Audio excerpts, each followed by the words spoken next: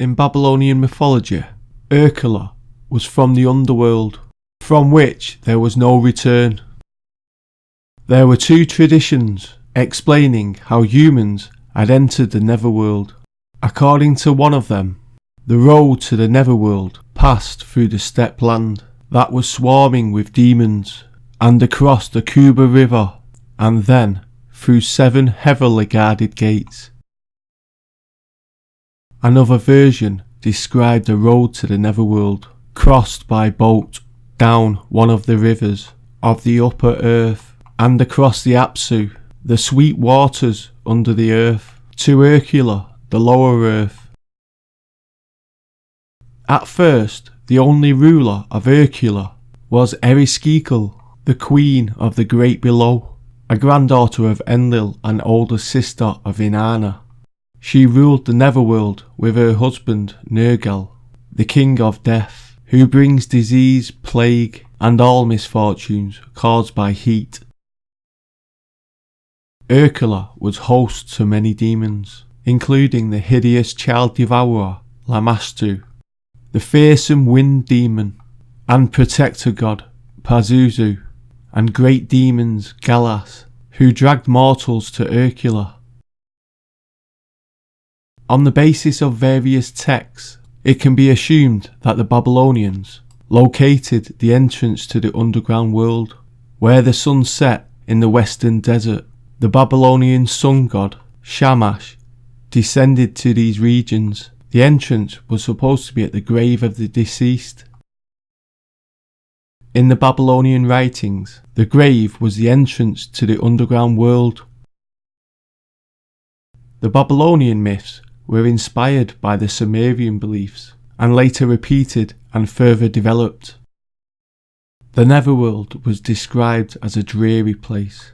To the gloomy house, seat of the netherworld, to the house which no one leaves who enters, to the road whose journey has no return, to the house whose entrance are bereft of light, where dust is their subsistence and clay their food. They see no light, but dwell in darkness.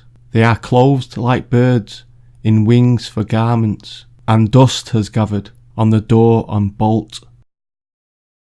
In the myth, after crossing the Huber River, the deceased, naked or clothed in feathers like birds, stood in front of the 7 city walls, and had to pass through 7 gates. The ruler would pronounce them dead, and their names would be recorded on a tablet by a scribe. My regular subscribers will already know this, but note that in the hollow earth theory it is believed that the outer crust of the planet is roughly 600 to 700 miles thick. Now I will continue with the new breaking science discovery. And try not to gloat. Water covers around 70% of the Earth's surface, but a huge amount also lies inside our planet. 2 new studies suggest that there may be vast quantities of water as far as 620 miles, 1,000 kilometers, below the surface. Without this huge store of water, the geodynamic activity that causes volcanoes, which are important for generating soil and sustaining life on the planet, would cease. Water plays a key role in sustaining geological activity below the Earth's surface. Dr. Mukherjee told Mail Online, water in the Earth's interior is crucial since it helps in mantle convection, a process by which solid rocks move from hotter to colder regions over geological time scales. If there were no water in the Earth's interior, mantle convection would be inefficient and would eventually cease. The surface expression of the mantle convection is plate motion /tectonics will also stop. Volcanoes plays an important role in generating the Earth's crust on which we live. So if volcanic activity ceases, then the crust formation will also stop and the planetary activities will eventually stop. Dr. Jacobson added, water mixes with ocean crust and gets subducted at convergent plate boundaries. Introducing water into the mantle promotes melting and weakens rock, likely helping out the motions of plates like Greece. In the first study, researchers from Florida State University and the University of Edinburgh estimated that water exists far deeper in the Earth than previously thought, stored in a mineral called brucite. Although the amount of water is unknown, researchers believe it could account for as much as 1.5% of the weight of the planet, the same amount of water as all the world's oceans put together.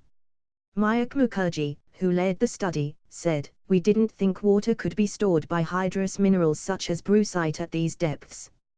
But now that we know it's there, we need to figure out how much water could be effectively stored inside it."